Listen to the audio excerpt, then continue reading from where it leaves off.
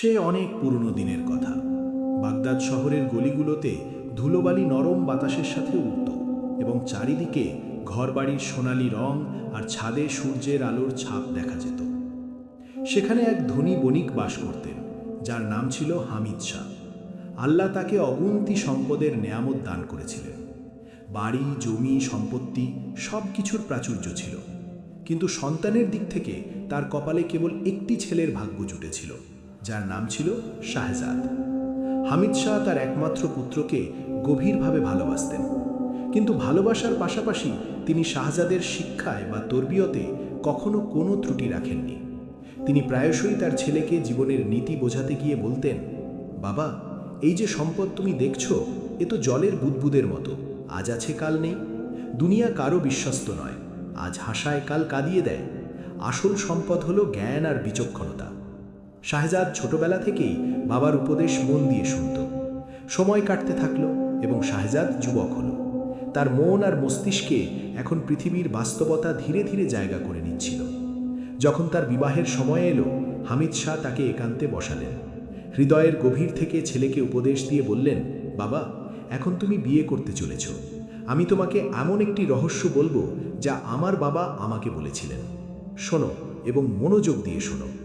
শাহজাদ সম্পূর্ণ মনোযোগ সহকারে তার পিতার কথা শুনল।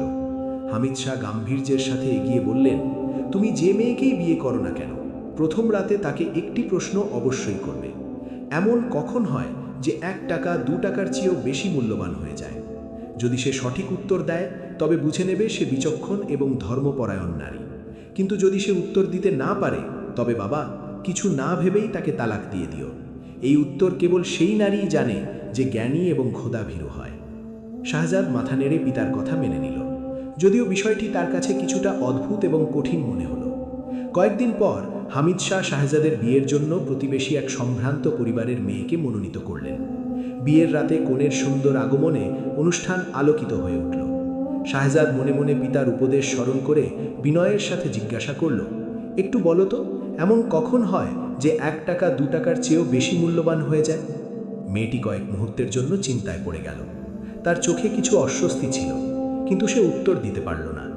শাহজাদের মনে হতাশার ঢেউ উঠল, কিন্তু সে বাবার উপদেশের অনুযায়ী পরের দিনই তাকে তালাক দিয়ে দিল। মেয়েটি নিজের বাড়িতে ফিরে গেল এবং শাহজাদ মনে মনে তার এই সিদ্ধান্তের উপর চিন্তা করতে থাকল। কয়েক মাস পর আরেকটি বিয়ের প্রস্তাব এলো। শাহজাদ মনে মনে স্থির করল যে এবারও সে একই প্রশ্ন করবে। বিয়ের রাতে একই দৃশ্য পুনরাবৃত্তি হলো এবং ফলাফলও একই হলো।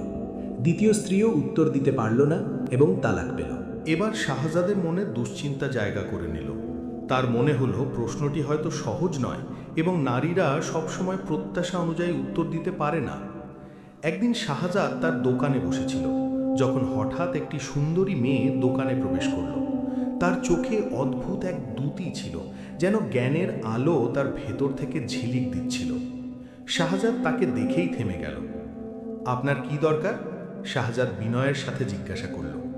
মেয়েটি হেসে বলল, কিছু জিনিস দরকার ছিল। আমার নাম নার্গিস। সেদিন থেকে নার্গিস প্রায়শই দোকানে আসতে শুরু করলো।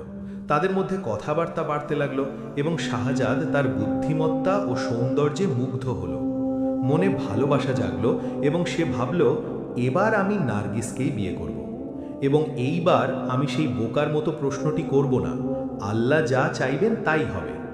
কিন্তু বিয়ের পর শাহজাদের অভ্যাস তাকে বাধ্য করল এবং সে ইতস্তত করে নার্গিসকে সেই প্রশ্নটি জিজ্ঞাসা করল। নার্গিস নীরবতা অবলম্বন করল, উত্তর দিল না। মন ভারী হলো, কিন্তু এবার শাহজাদ ভালোবাসার কারণে তার সঙ্গ ছাড়তে প্রস্তুত ছিল না। সে তালাক দিল না। যখন হামিদ শাহ জিজ্ঞাসা করলেন, বাবা, তোমার স্ত্রী কি উত্তর দিল? তখন শাহজাদ মিথ্যা বলল, আব্বাজান, সে একেবারে সঠিক উত্তর দিয়েছে। হামিদ শাহ খুশি হলেন এবং মনে মনে আল্লাহর শুকরিয়া আদায় করলেন যে তার ছেলের বিয়ে ভালোভাবে সম্পন্ন হয়েছে। কিছুদিন পর একদিন শাহজাদ বাজারে গিয়েছিল। হামিদ শাহ নার্গিসকে ডেকে ঘরের একটি অন্ধকার কোঠায় নিয়ে গেলেন।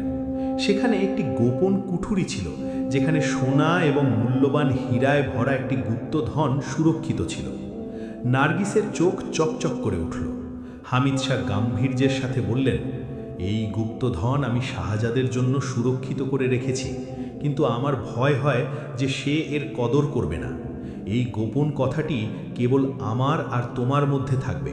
শাহজাদকে তখনই দেখাবে যখন প্রকৃত প্রয়োজন হবে। আমি তোমার উপর ভরসা করি। নার্গিস ওয়াদা করল যে সে রাজটি সুরক্ষিত রাখবে এবং শাহজাদের প্রতি বিশ্বস্ত থাকবে। মনে একটি ছোট্ট লোভ জাগল, তবে সে শ্বশুরমশাইয়ের বিশ্বাসের প্রতি বিশ্বস্ত থাকার সংকল্প করল। সময় কাটতে থাকল এবং নার্গিস তার শ্বশুরের সেবায় কখনো কোনো ত্রুটি রাখত না। তার আচরণে সবসময় একটি কৃত্রিম নম্রতা ও বাধ্যতার ঝলক দেখা যেত। সে শাহজাদের সামনেও নম্রতা ও আদবের সাথে উপস্থাপন করত এবং সব কথা সামলে রাখত। হামিদ শাহ তার উপর সম্পূর্ণ ভরসা করে নিয়েছিলেন। মনে মনে তিনি সন্তুষ্ট ছিলেন যে মেয়ের মতোই নার্গিস তার জায়গায় অটল আছে এবং শাহজাদের খেয়াল রাখবে। কিন্তু হামিদ শাহ এই পৃথিবী ছেড়ে যেতেই নার্গিস তার আসল চেহারা দেখানো শুরু করল।